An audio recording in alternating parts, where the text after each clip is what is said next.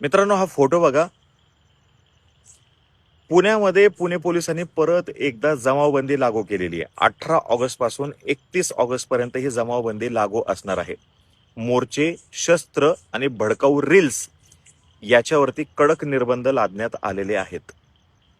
आपण 2-3 महिन्यांपूर्वी व्हिडिओ केलेला होता बघा, उन्हाळा असताना, की जमावबंदी लागू केलेली आहे. त्याच्यानंतर CJPचं ज्यावेळेस आंदोलन होतं 6 जूनच्या आसपास, तेव्हा सुद्धा ही जमावबंदी लागू असल्याचं कारण देण्यात आलेलं होतं. आणि आता हे सतत एक्सटेंडच होताना दिसतंय. मोर्चे आय कॅन अंडरस्टँड, शस्त्र समजू शकतो, मोर्चे शस्त्र, पण भडकाऊ रील्स म्हणजे काय? कोण डिफाईन करणार? कोण हे भडकाऊ रील्स म्हणजे कोणी डिफाईन करायचं? म्हणजे जो रील बनवतोय त्यांनी, जो रील बघणार आहेत त्यांनी, का पोलीस ठरवणार, का प्रशासन ठरवणार, का सरकार ठरवणार, की कोर्ट ठरवणार? नेमकं ठरवणार कोण? भडकाऊ रील्सची व्याख्या कशी करायची आणि कोण करणार? आणि जर का ह्यांनी भडकाऊ रील्स आहे असं म्हणून जर का कोणाला पकडलं तर मग त्याचं उत्तर काय? अवघड आहे हे सगळं. पुण्यामध्ये सातत्याने हे अशा पद्धतीने जमावबंदी का लागू केली जाते ह्याचं उत्तर मला सापडत नाही.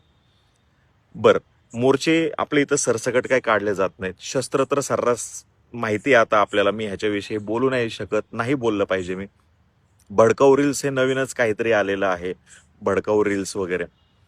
का एक्सटेंड करतायत ह्याचं उत्तर पुणे पोलिसांनी समोर येऊन देणं गरजेचं आहे बघा. म्हणजे गुन्हेगारी खूप कंट्रोलमध्ये आली असेल तर तशी आकडेवारी क्वार्टरली तरी समोर येणं गरजेचं आहे. पण तसं काही होताना दिसत नाही. होते काय माहिती का, 10 वाजता दुकानं बंद करा, बास संपला विषय, एवढंच चालू आहे. दिवसा काय होतंय ह्याच्यावरती कंट्रोल नाही. ट्रॅफिक नावाची गोष्ट आपल्या सगळ्यांना माहिती आहे. मनुष्यबळ फारच तटपुंज आहे. बिचारे जे काही पोलीस उपलब्ध आहेत ते सुद्धा फार कमी आहेत. ते कर्तव्य बजावताना दिसत आहेत, उभं राहतायत दिवसभर पावसात, उन्हात, प्रदूषणात. त्यांची अवस्था वेगळी आहे. पण वरून येते का हे इथून सेंटरमधून ह्या अशा पद्धतीचे निर्णय येत आहेत, मला नाही कळत आहे. मला ते जे धमकी आलेली होती, मी त्याचा व्हिडिओ केलेला होता. तर मी गेलो होतो कंप्लेंट करण्यासाठी तिथे त्या ठिकाणी. तर जेवायला गेलेत सांगितलं, तासभर बसलो सांगितलं. आणि त्याच्यानंतर मग आले कोणीतरी, एक अधिकारी आले, त्यांनी माझं नाव लिहून घेतलं, नंबर घेतला आणि म्हणले आम्ही तुम्हाला फोन करतो, तुम्ही या मग तेव्हा. अजून फोन आलेला नाही. 3-4 दिवस झाले ह्या गोष्टींना. आणि जमावबंदी लागू करताय म्हणजे मजा आहे बघा. तुमचं काय मत आहे खाली कॉमेंट बॉक्समध्ये सांगा. जास्तीत जास्त शेअर करा.